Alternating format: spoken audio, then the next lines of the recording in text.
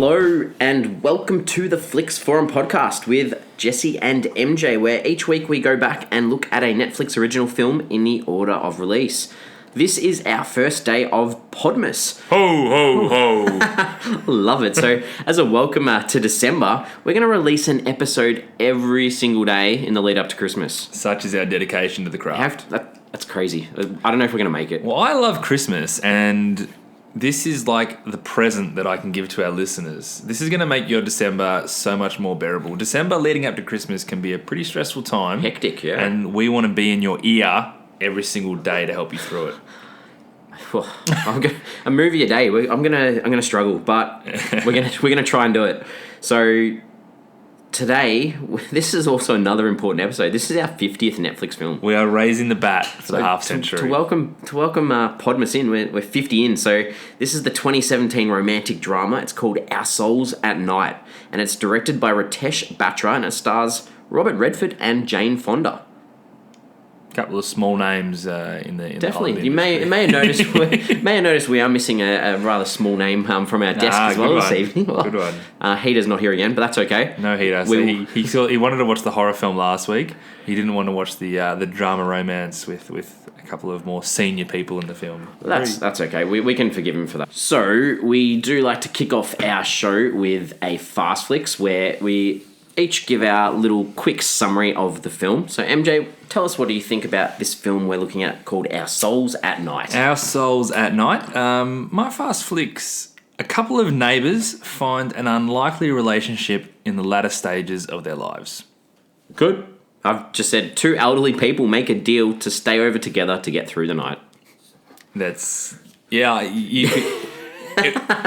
You could have been more granular with it. Like, we could have said this happened, but I think this film is more about just the broadness of that decision in general. It's just about these two people, pretty much. That's what this film is about. So it really is. What did you find anything out about this film? You know what? I had a bit of trouble with this one. I think it's worth mentioning that we've just got a Netflix original film that stars two Academy Award winners. True. Which is pretty great. Jane Fonda, a dual Academy Award winner for Best Actress. Robert Redford, Academy Award winner for Best Director, but obviously a very well-versed actor as well. So it's pretty awesome that we actually get treated to that, albeit not in their heyday right now. No. But you don't forget how to act. So, and it's Robert Redford's second Netflix film. Crazy. Yeah, we spoke about it in the Discovery of him being like retired, but if the right script comes his way, he'll be like, yeah, I'll do it. And I think the notion was that everyone thinks that they can't get Robert Redford, so sometimes you just got to ask the question. And I did look up at the end of last episode, so there's a Netflix series. They're into their 7th season, and it stars Jane Fonda, Grace and Frankie. So she does some work on Netflix too. I'm not familiar with that. 7 seasons in. Yeah, that's huge. Pretty crazy. Huge. And also, I'm 2 weeks in a row too where we've had, I guess, this film about a relationship, like two people, the focus of. Absolutely. I mean, this is a lot more about a relationship than last week was a lot more of a personal demon kind of setup. But this film is about a relationship. This film is probably incredibly relatable for people who are a little bit older than you and I. And possibly. I kept that in the back of my mind watching this entire film, that I think this film would be really popular for people who are going through that stage of their life, and they'd be looking at certain elements of it and being like, oh yeah, that's so true. Oh yeah, I wish I'd have done that. Oh, that's so great. That's so funny. And that would have, these films are generally really popular at the box office because I guess like the elderly audience or the more retired audience still love that appointment viewing of going to the movies every week, probably at a discounted rate, probably during the afternoon. And I just remember when I used to sort of work in the industry a little bit more, they were always the ones at the box office where you're like, how the hell did that happen? Like, because they're not the kind of people that are going to wait for it to be streaming or wait for it to come out on DVD. They want to go to the movies because that's what they've done forever. And this would have been pretty good in that sense. Correct. Yeah, I've got a colleague at work that literally every Thursday she's out the door at clock off time because she drives home, her friend picks her up on the dot, they drive to the little local sort of art housey cinema. Yep. And this is the perfect film that they would have gone to on a Thursday night. I want to be that person as well. Can you make sure that we do that, Jesse, when we're a little bit older? So I've got the walking cane. That'll be a few years for me, I reckon. Oh, man. Yeah, no, I totally agree. So this is adapted from a novel. Didn't know that until... So Kent Horf's novel, and he wrote the novel under a death sentence, so just before his death of lung cancer. And this novel was actually published after he died. Yeah. When I read that, I think I probably read the exact same line as you. I read under a death sentence as he was in jail. And I was just like, wow, like, this is like a really touching... Like, this guy's in jail and he's thinking about what it would be like to be back at home. But no, it just meant he had, like, terminal cancer. Oh, wow. But yeah, I think it would always be hard getting something published and you never get to see how it went. But I didn't know this was based on a novel when I was watching it. Did you find something else? Anything else out? I've got a couple of others. Yeah, you go. Yeah. So it's the fourth film that Jane Fonda and Robert Redford have been in together. Yep. And it's been 38 years since their last time on screen together. That's How crazy is that? insane. Older than both of us was the last time that they were on screen together. Comfortably older than both of us. So they were together in the film The Chase in 1966, Barefoot in the Park in 1967, which I highly recommend. Very good classic film, and The Electric Horseman in 1979. Okay, so they had two in a row, then they had a 10-year gap or whatever, and then they had a 40-year gap. 38-year gap. Wow, crazy. I read, and this was... no one knows whether Jane Fonda was talking in jest or not. But she complained that Robert Redford was 2 hours late every day and didn't know his lines when they were filming this, and she doesn't think that they'll work together again. Surely that's a joke. You know what? I think it's one of those jokes where you're like, this really happened, but I'm having fun with it. But like, seriously, he was late every day. That's kind of how I took that. Or you do that on a press junket across Europe, and the Europeans are like, oh, this is really really good story. Let's write about it. I can see it though. I can see it happening.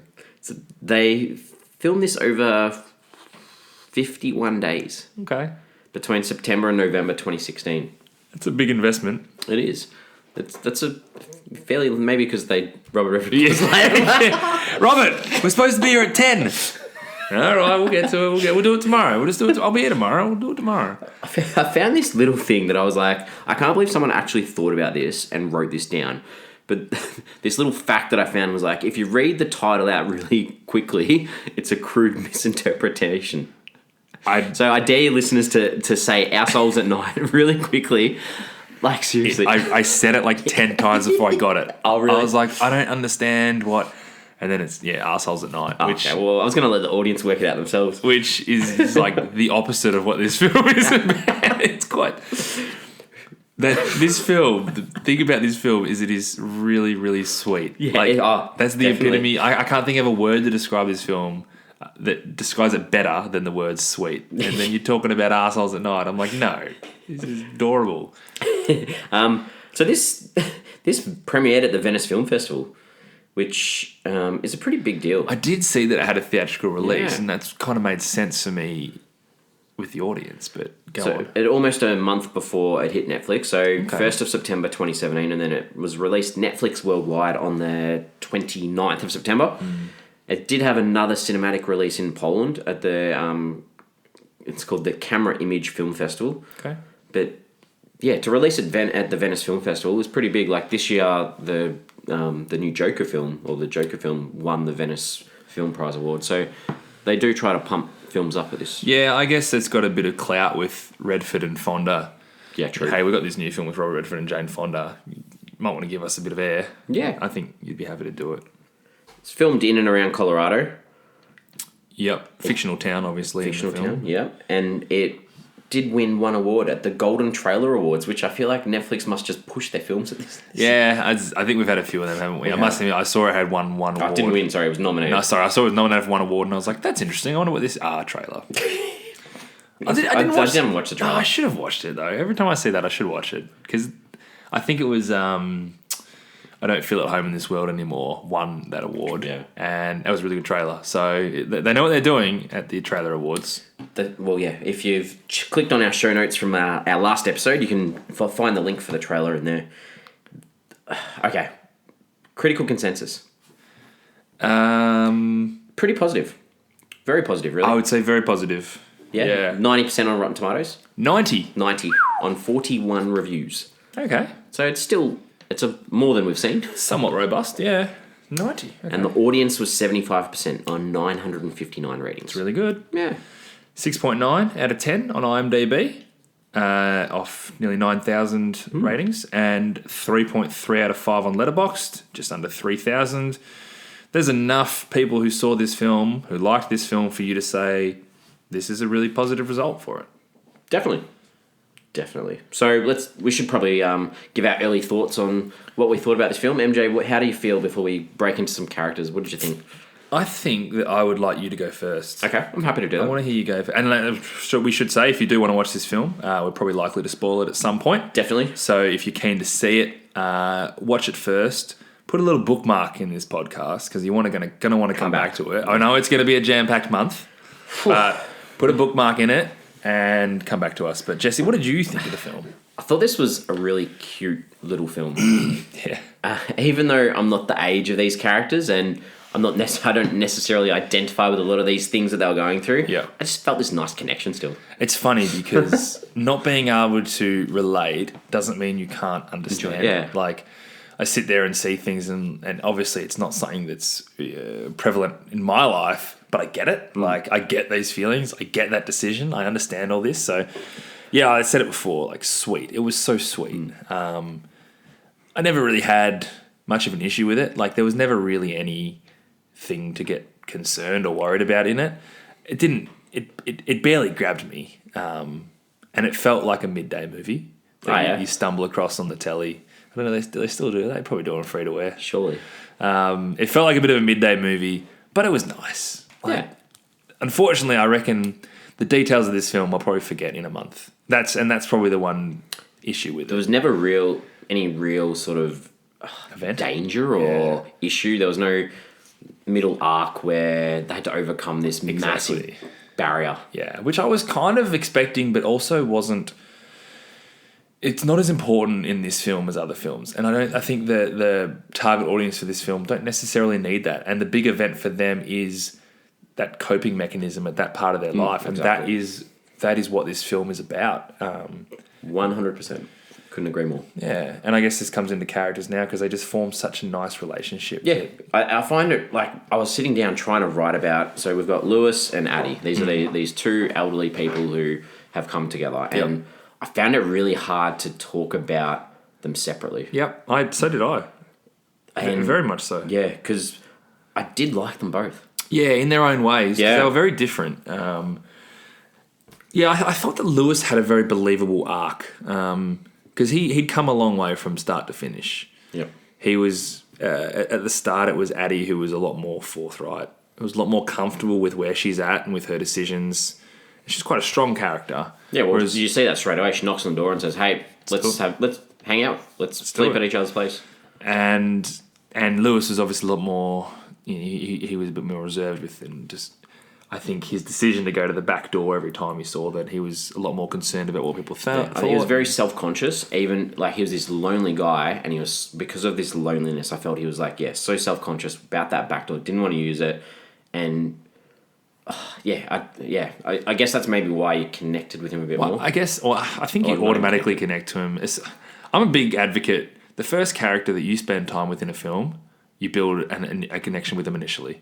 Because to me, someone is telling me that this character is important. That's a side note. I think you draw connection with him anyway. But when you learn more about his past and I guess his misdemeanors as a younger man, you can definitely understand why he's so concerned with what people think about him. True. Because you can imagine there was a time in the heat of his life where he was the talk of town. Yeah. Everyone was talking about him. And you get to see the inside of his regret from that. And I think at the end, near the end, when Addie's son Gene was kind of saying this is what he did, and as an audience, you're like, yeah, but like that's not him, because we get to see that and we know how far he's come, and it's just I can't even envision him doing that, right? Because it was probably 40 years ago that it happened. So there's a good scene at the start which sort of shows you how he may have been that. So he sat at this cafe with these old men and they all gossiped. So he was a part of that gossipy sort of crowd, even though you couldn't see it. But then he removed himself from that situation as well. It's really good. Yeah, I watched that scene a little bit differently, but that's a really good way to look at it. Yeah. So you have this background where he's had an affair with his wife. His wife's passed away, but then he's flawed. So he's a flawed character. Yeah. But then at the same time, they're both lonely. But Addie's a flawed character too. Yeah. Massively flawed. And you know what? That's less overt, and I like that about it. It kind of comes to fruition quite late how much her decisions when she was younger have impacted later in life. Exactly, yeah. And I like this. Towards the start, it was like, we don't really know each other. We've lived across the road from each other for 40 years or whatever it was. We don't really know each other. And I just liked the idea that, hey, I'm going to get to know both of you a little bit better as you get to know each other too. It's crazy as an audience because you're trying to piece together how they came together in the first place. Because you're like, are they good friends? Were their wives friends? How close were they? How much they know of each other? And then you kind of get a bit taken aback with, like, these guys don't know each other at all. Like, it's a really weird situation. So, and I feel like the only way he obviously taught Addie's son at school. I'm pretty sure that there was some reference. He was a great teacher. He was a teacher. I don't know if he necessarily taught his son. Yeah. So I guess that's the context of how she knew this guy, and she doesn't. But I think she was friends with his wife. Because remember at the start he says, "Oh, I'm sure your number will be here somewhere." True, exactly. Diane Goes through that phone book to find her. Yeah. Good point. I've got another character I want to talk Sorry, there definitely is. I'm assuming it's Jean. Okay, Jean, yep, go. It's funny because... So Jean's the son Addie's of son. Addie, yep. And he almost felt like a member of Addie's past. And the idea that you never actually stop your responsibilities as a parent, even though you're entering a different part of your life. I'll get to some scenes with him later on, but he was a really important character, and I love the juxtaposition that he had with, I think it was Holly. Yeah. So Holly's Lewis's daughter, yeah. Who, for all intents and purposes, probably has every reason to be upset at her dad, and she's completely chill and completely cool with him, and also completely cool with him dating another woman, and all this kind of stuff is completely fine. Whereas Jean is that comparison where here are these two people that are basically dating later in life and are a little bit unsure about doing it and how it's going to be perceived. And on the one hand, Holly's like, cool, off you go and do it. And the other hand, Jean is just like, this doesn't sit right with me. It doesn't feel right to me. You've opened my eyes a little bit because I had down here, so I was like, yeah, I get Jean's like this guy who's lost and he's dealing with his own breakup, and I almost thought it was like unreasonable of him to expect so much from his mum in life when he hasn't expected anything of her previously that you can gather. Yeah. And then so reading it that way, I was like, Holly didn't even need her in the film. But now that you're saying that, like, I get that, like, because I was like, I'm not sure we actually needed to, like, and you say it twice, or hear her twice. You hear her on the phone. Hear her once and see her once. And it felt so, to me, it just felt so obvious. Because I was thinking this whole time, like, how are people, because Lewis was so conscious of it, how are people perceiving their relationship? And I'm like, well, surely the big one is his daughter. Yeah. And then she just couldn't be more chilled with it. And it just stood out to me that it was so different to the way Jean saw it. I'll get to a scene later on about Jean that was probably my favourite scene of the film. That told me a lot. Just thinking of Holly too, like there's that one scene we do see her there at the bowling alley, and I felt like she was almost having a crack at him about never actually building that train set with her. So like maybe that was me interpreting that she wasn't actually okay with him. But what I liked about her conversation is the way. So you learn about her childhood through Lewis as what you assume he's a bad dad. He walked out on his family and then realised that he wanted to be there, but it was kind of never the same. So you've got this really negative view of it. And one of the first things that she says is, oh yeah, we had a really bad year and my dad's never forgiven himself, even though he should. So her perception is completely different to how he saw himself the whole time. Because he makes that comment as well, like, it's my fault that you don't have a relationship with anyone. He's beating himself up when she's just like, it's fine. Okay. I'm my own person. You weren't that bad. So I like that as well because they really do paint Lewis to have made a lot of mistakes and make sure you think those mistakes mean a lot. But the only evidence you get is that they don't really mean as much as he thinks. So, it was kind of more I talk about it. It was quite an important scene. Yeah, definitely. It's good. The discussion's opening it up a little bit. Yeah. Who else do you want to talk about? I didn't have anyone else. That was it. Yeah, the only other one I had was Jamie, the grandson. Yeah, true. It was just interesting to see someone that age who unashamedly, with no agenda, realizes what is better for him, and that's not his parents. Makes that call. I want to stay with Nana. Yeah, which is crazy. But that's what a 7 or 8 year old would do. Like, especially if he's being left at home to make a puzzle while his dad's out on the piss. Like, I was wondering what was going to happen. Yeah, that was one of those scenes where you're like, oh, what's going to happen here? It was so sweet that he had the dog, though. What a great dog. Yeah, it's a good dog. So the director of this film, Ritesh Batra, this is his third film, and I haven't seen his other two. So he's an Indian director. Yeah. He'd done a few Indian films. He had done Sense of an Ending, which is a British drama from 2017. Yep.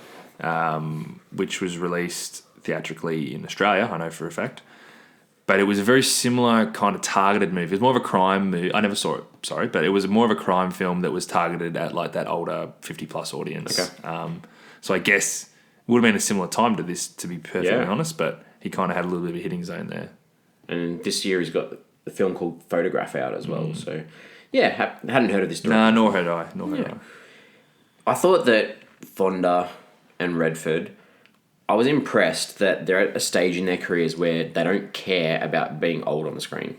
Well, yeah. And I think that's really important in this film because there are a lot of actors that you can see, and, it doesn't matter how old they are, they don't want to be playing these characters that are seen as old in films. You often see a lot of, actors who are like still trying to show that they're strong, like, and they're not old. Robert Redford's got every right to do that, like, right? He's made a career on that. Yeah. So I really enjoyed that they were both happy to play these characters. It's almost, you'd have to think that the script or something about the film or the themes within it meant something to them. This is a story that we want to tell. And as we sort of said, we don't know. We probably should have asked people. We think this would resonate with people, I think that it would have. Definitely. All right, well, should we talk about some scenes that we liked in this film? Yeah, for sure. Go for it. What did you like? Just a couple. So I really liked the scene early on when Addie was talking about her daughter dying. Yeah, I also have that as well. Like, apart from the fact that it was really raw and it was really wonderfully delivered, you start to learn more about the characters, because I had no idea that she had a daughter who passed away. And I almost had to pause there because I was like, Connie, who's Connie? I was like, we haven't heard about who's Connie. We had. That's with my next scene, actually. Sorry, keep going. Yeah, because at that stage I was like, who's Connie? Because I was interesting. Confused. Yeah, but it was interesting because you never got because you'd already heard about Lewis's misdemeanors by then. Yep. But you'd never got the idea that Addie had anything, any sort of scandal or anything wrong with her life. So I really enjoyed hearing that. I think that got to the point, like, here are these two people that have got a fair bit of baggage. Yeah. And this means a lot more to them than just a bit of comfort at night, right? And it kind of somewhat, it leads into the scene in a sense where, this is my favourite scene of the film, is when Jean came home drunk that night. So Lewis and Addie had already gone over to Jamie because his dad hadn't come home, and he got home drunk, and he reveals for the first time that you wouldn't even look at me when they're in the ambulance, and then for the weeks preceding, and she's like, I never blamed anyone for Connie's death, but you never understood, right, that was the impact that it had on him. And this is the baggage that she's had with her, she didn't even know she had, right? And it just made me think that when Addie first shows Lewis around the house, when he first gets there, she says, this is Connie's room. I don't know if you remember that, 'cause it, for some reason, it stuck with me. Okay. So but she never mentioned anything about Jean. And so when she tells the story of Connie's death, and she sort of mentions that the family was never the same, you finally see those repercussions of her not being able to move on. Yeah, of holding on and to where this. And where it hit, and it hit Jean, and she didn't even really know it. That was really powerful, that scene. I thought it was really, really well acted. It was just a great scene, because you learn something and you're like, wow, this is everything we've sort of been talking about, but we missed this key piece. Loved it. Good pickup. Very good pickup. The only other thing I had was I just really liked the line at one stage where Lewis says, I want to live out my day and come home and tell you about it at night. Come home and talk to you. That's ageless, right? And that's like almost him begging her to be like, I've got to be with you still. I can't let you go. It's a simple pleasures, right? That's what's important. What did you do today? Well, you know what I did doesn't matter unless I get to tell you about it. Yeah. So exactly. What have you got? I liked the scene where Holly, Lewis's daughter, is trying to call him, and you see him coming home, spending the night at Addie's place, and he gets to the phone and he answers it, and she's like getting really upset because you didn't answer the phone. I've been trying to call all night. I'm going to call the police. He had no idea how to answer that. But I really liked where she goes, well, maybe you should get those hearing aids that we've been talking about. And his response is like, what? As in a joke, like, I can't hear you. I laughed. I thought that was quite funny. I thought that was very, very clever. He was really aloof early on in the film. Yeah. I didn't quite get him. Like, I thought that was cute. Yeah, I did. Like you spoke about, I liked that scene where he was, where Addie was talking about, the tires and the ambulance and how it changed their relationship and stopped talking and being intimate with her husband. And I just thought the acting performance from her in that Fonda was great. Spot on. Yeah, really good. And I really like this growth of her and Lewis, almost like parents with Jamie. Yeah. They're just these little simple things like having a go at Jamie about always being on his phone and playing games, and no, you can't leave the table to play your games. And then and you see that follow through where they go to this camping scene. I really like this. They're out together having fun. Lewis is teaching Jamie how to throw the football, and then it's like, where's your phone? Oh, I didn't bring it because Lewis told me it wouldn't work out here. So it's like, okay, we see this. They've had this positive influence on this kid, massively, which was really nice. And then you got the train set and the dog, and like this whole life now is like the outdoors. And the dog was another thing I thought was really funny because obviously there's this scene where Jamie can't sleep and he's like, oh, can I jump into bed with you, Nana? And she's like, yes. And I laughed because I was like, I could tell the reaction from Lewis was funny. And then you get this lead in where he buys this dog. I'm just like, oh, this is really nice. And then Addie has this line where it's like, you had this plan all along because you wanted him to sleep with a dog so you could get in bed with me. And I just thought that was. And what did he say? I'm not that smart. Yeah, I'm not that smart. And I really liked the final scene. On the iPhone. So Lewis sends the train set and a phone to Addie, and you thinking, oh, is she going to call him? Is she going to call him? And she finally calls him. And to me, it was almost the opposite of her going to his door and asking him to come and stay. And it was like, so it was like her reaching out for help at the start. And now this was him reaching out because he needed that company. He's realized, I need your company. Yeah. And I really liked that. Yeah, I thought that was really good. Man, I am really enjoying talking about this film to the point where I feel like I would have rather watched it with someone. I don't know, maybe one of those films that you feed off. I watched this one with my wife. So did you? I was like, it's a romance film. It's a couple of older actors, actresses, so I don't know what you're going to feel. And I'm like, let's watch it together. What did she think? Yeah, it was a nice film. She thought it was a nice film. We both enjoyed it, I think. Yeah. I'm enjoying talking. Just a nice film. I don't have anything really negative to say about it. It just made you feel like okay. Like but you know what? It wasn't like overly positive either. No, it wasn't just like, oh, this is the feel good movie of the year. It was life. It was life. It was life. What didn't you like? Well, all this stuff from me is within the first sort of 15 minutes. And I had a bit of trouble with... They were both trying to act awkward. Yeah. It needed to be awkward. I know. It needed to be awkward. It felt too awkward, overdone. Too forced. So when she sort of walks in and said, would you want to sleep with me?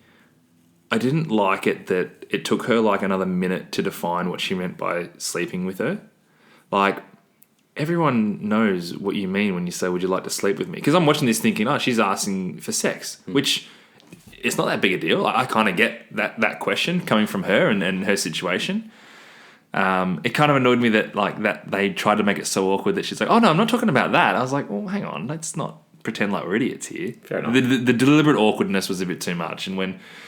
he was like, oh, I'll give you a call. I think, my wife's got your number somewhere. It's like, well, ask her. She's right there. Like, I don't know. It just got... But that was because he was undecided whether he wanted to do it. He was, yeah, sure, of course. And I understood that as well. I did like that the one time that they did have sex, they didn't do it in their houses. They went on this trip, so it was special. It was something that... It was more than just them being there for company for each other. They made it into this night. So I did like that they took that away from that home rather than be like, oh, yeah, let's just... go at it at home. I agree with that. Yeah, I liked that.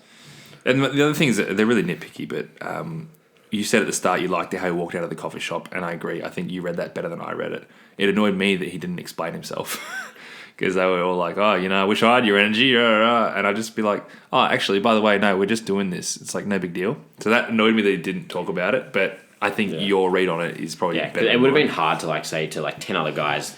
They'd all be like, what are you on? Like, It would have been true to reality. I think that's what someone would have done in that situation. Doesn't make for a great scene in the film, though. True. Okay. Yeah, true. Yeah, true. And the other thing that really annoyed me is when they went to town on their first date and every single person stared at them. I'm sorry. I don't care what town you live in. Not every single person knows who you are. That was drummed up a bit too much for me.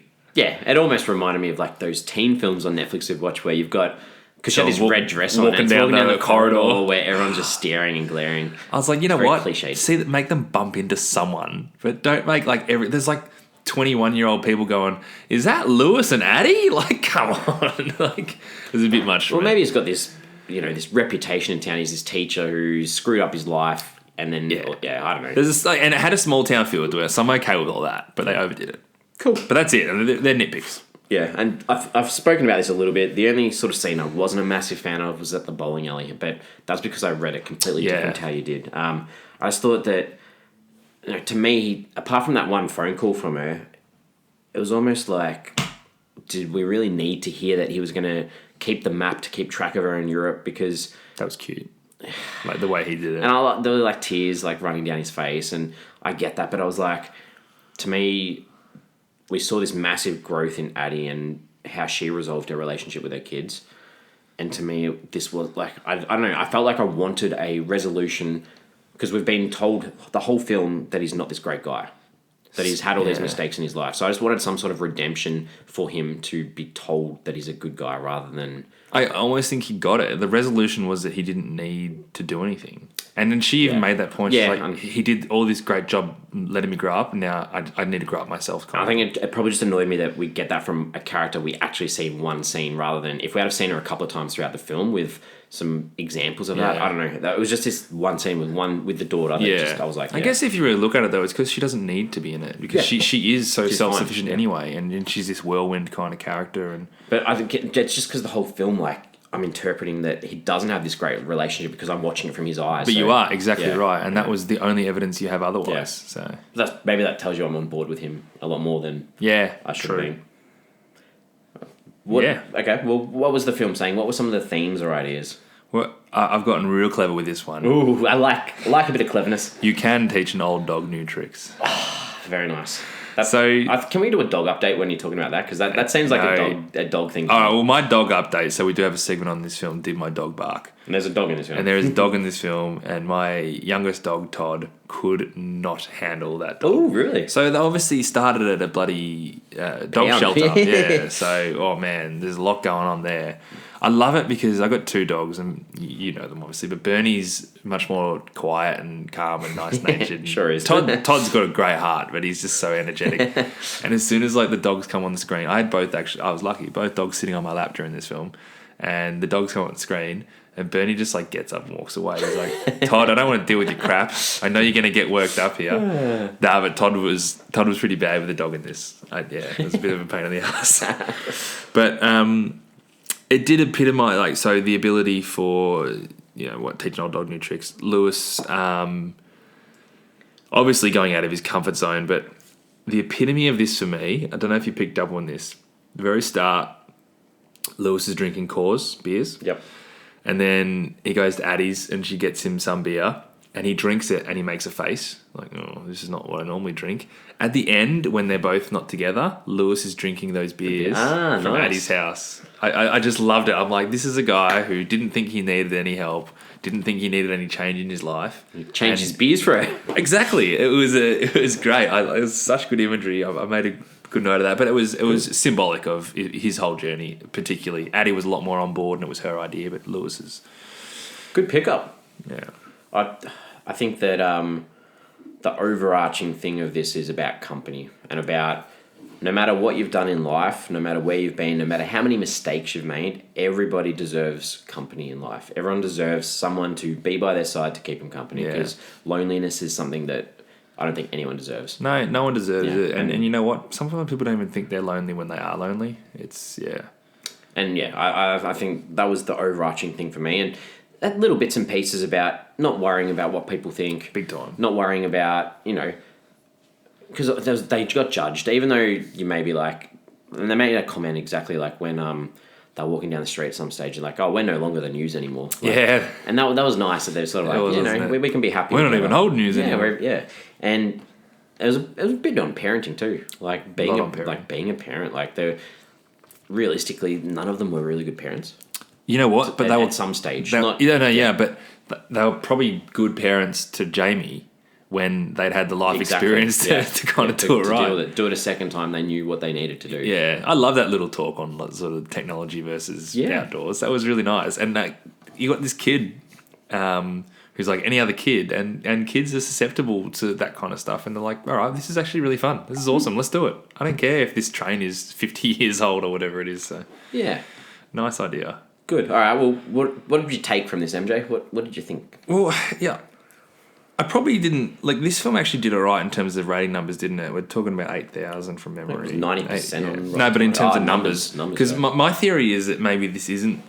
A Netflix film? The best sort of Netflix film. But, you know what? We've talked about this before being... Netflix has this ability of just building its catalogue. And they're not trying to make this... Like, let's use Marvel as an example. Making one film that appeals to everybody. They're getting lots and lots of different films because this film appeals to you, this film appeals to you. And they want to build this catalogue up, right?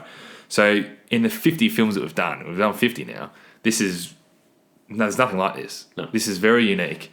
So again, it's just like adding to that catalogue, I suppose. They're like building that catalogue for 50 years' time when we want to watch this film. Yeah, exactly. And we'll be like, you know what? I am super lonely. But I'd imagine this film would have done quite well at like a matinee and the retired audience really getting around it and resonating. I can imagine them just like laughing at things that I didn't find funny and that kind of stuff. I could see it all. It's Yeah, I think the performances in this were really good. They were really good, and that's sort of like if you had two actors or actresses in this that weren't able to hold their chops, it probably would have been pretty ordinary. Just makes you think that they're both that this would just have to be something that's relatable to them right now, and they're bloody Hollywood superstars, so they're what do you want to call them? Their latter stages of life are very different to the normal person's latter stages of life, but the feelings and emotions don't change. Yeah. And, you know, I wouldn't have rushed out to see the screen, but like you've spoken about, there is definitely a little there's an audience for it. Yeah. There's no way I would have seen this. No, not at all. Not at all. Wouldn't have come on my radar. No way. I wouldn't have even watched it, and I'm glad I did. And this is the type of film that probably would have been on for a weekend, and that would be it. If it actually got a cinematic release. No, I wouldn't. During the week, mate, that's when it would be kicking goals. This is a Tuesday 12 p.m. film. Bubs and babes. IMDb. So sometimes if we need to check out an actor or an actress or someone we see on the screen, we jump on IMDb and look them up to see what else they've been in. Did you get on? I did. Me too. Did you get the kid? I did. I looked up the kid. Yes, I've never watched Young Sheldon. But he's like, you see the ads, you see everything for it, and I'm like, I reckon that kid's Young Sheldon. And kids. You're right. Yep, I had that as well. Young Sheldon's the kid. I did have another one though. I looked up Holly, even though she was only in one scene. So her name's Judy Greer, and she's the really horrible lady in Jurassic World. Really horrible lady. So that's where I recognise her. No. In Jurassic World, she's the mum in Jurassic World who leaves her kids off. Yeah, she's horrible. Isn't she horrible? She just she drops her kids off at the airport and they go. Yeah, she's horrible. She's not there for her kids. They're on holiday. It's going to see her auntie in Jurassic World. I'd love to go to Jurassic World. She's also, I'm sure she's in The Visit. Is she in The Visit? No, maybe not. With the M. Night Shyamalan film. Yeah. She might be in that. Yeah. Anyway, she's very familiar, isn't she? Very familiar. Yeah. You got any questions? No, sorry. No?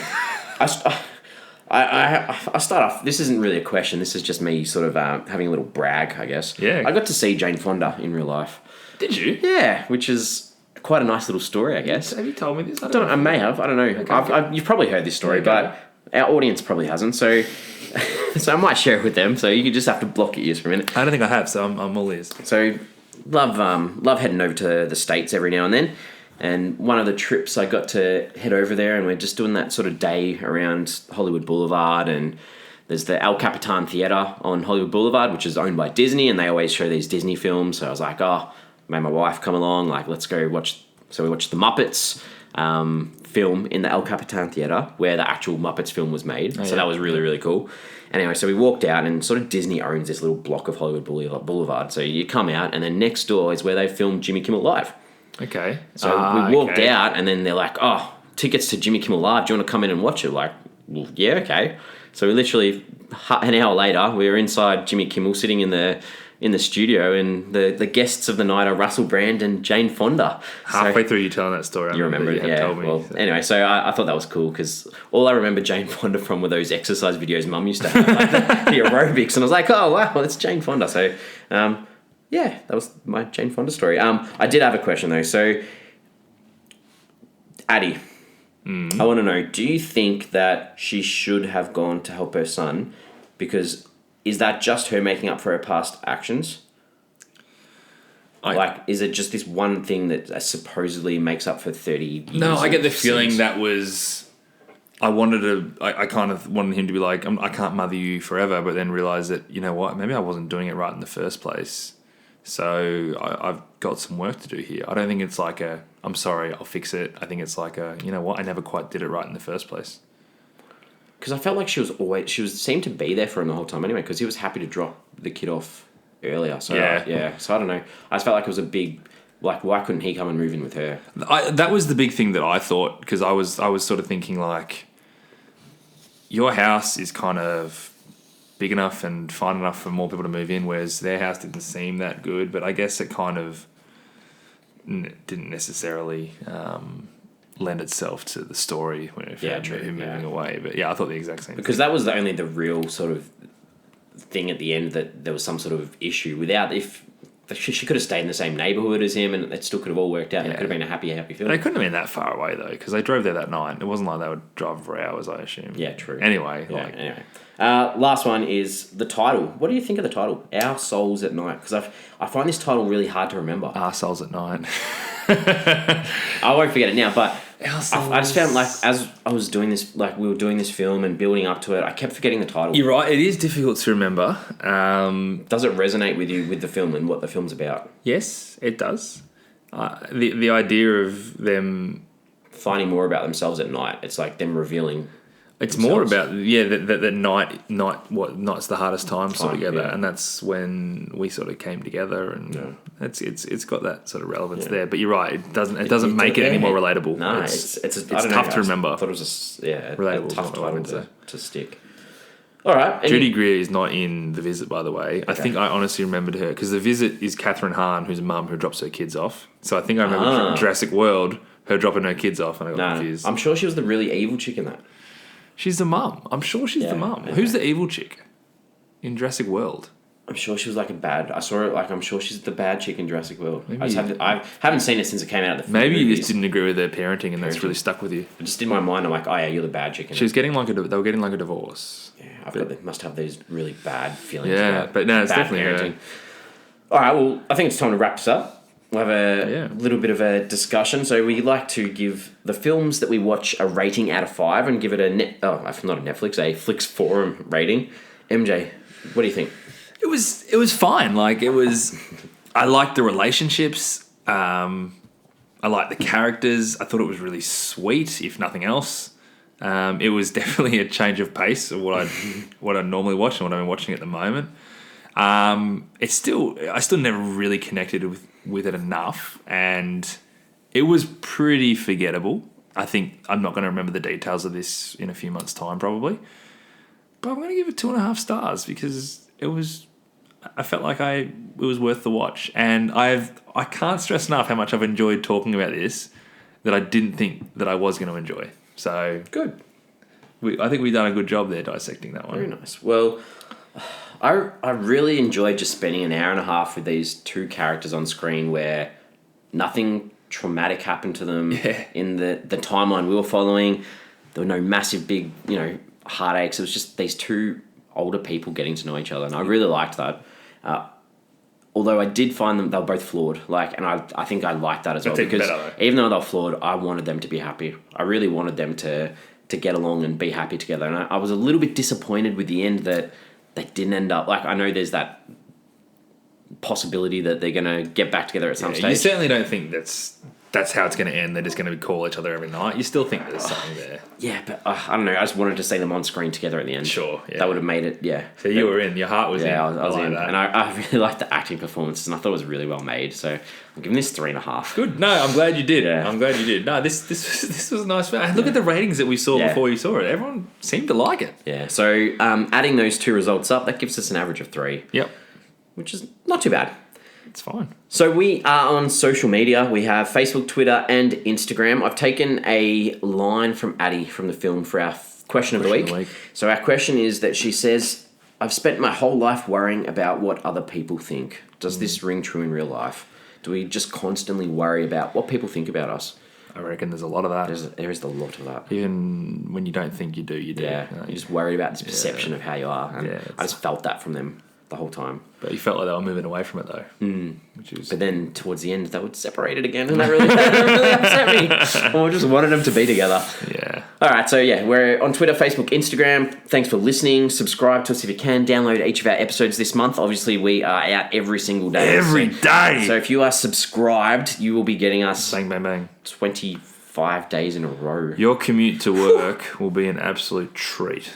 Hopefully you're watching the film the night before, because as I said, you've got plenty of time on your hands right now, don't you? Because and there's no time to go shopping. There's no time there's to no Christmas gifts, parties. There's ordering nothing on. your turkeys. It's okay. Just listen to us. I would recommend that you watch a Netflix original film each night. So last night you would have watched Our Souls at Night. See, that is hard to remember. It is. And you can just keep doing that throughout the month because we're on every single day. Correct. So tomorrow... We're doing it, so you might as well. Tomorrow we're actually not asking our audience to watch a film. It's true. We've got the big one tomorrow. Tomorrow we have our big one where we're going to look at our sort of rankings for the last 25 films. So we did this with our... from our first episode to our 25th episode. So we're going to look from 26 to 50. To 50. So there's 25 episodes. We're going to rank them, talk about our favourite scenes. This is a lot of fun. We did this after 25 episodes, and it's a lot of fun. A, just going back and enjoying what we've already seen. But B, just having fun with it again. It's if you haven't listen to our 25th episode one. You might find a Netflix film that you want to pick up and, very true. And watch. We're not going to spoil the hell out of those ones. Our catalogue is available, so there's over 50 episodes there now, so check them out. Yeah. If you did want to watch ahead and take tomorrow off and look at our next film... Because it's not too far away, the next one. Not tomorrow, but the next day. We're looking at the 2017 Spanish dark comedy. So a foreign language film. It's called Bomb Scared. Second Spanish film too. Yes, after Seven Años. Was Spanish, wasn't it? It's our third foreign language film after Blam. Would you call First They Killed My Father? Okay, fourth. That's First They Killed... Yeah, it's a lot of Cambodia in that. Good. Yeah. So it's directed by Borja Cubega. It stars Javier Camara, Julian Lopez, and Miran Ibarguen. So I've got a really high expectation of Spanish films after Seven Años. Seven Años was good. Seven Años was awesome. Yeah, I almost want to go back and watch that again. Not this month. We were too busy. Too many other too busy this month. So it's been good catching up, MJ. Really enjoyed it. Our little chat. It's good. I'm going to see you very, very soon. And you know what? The best thing is... Get to see you a lot. That's the second best thing. Okay, well, it's the best thing is we've got a couple of Christmas movies coming up. We do. So that's worked itself out very nicely from a timing perspective. And you're going to get to listen to some Christmas movie flicks forums in the midst of Christmas season. Correct. So I will see you tomorrow. You will see me tomorrow. You might see me the next day as well. It's going to be busy. All right, we'll see you soon. All right, see ya. Bye.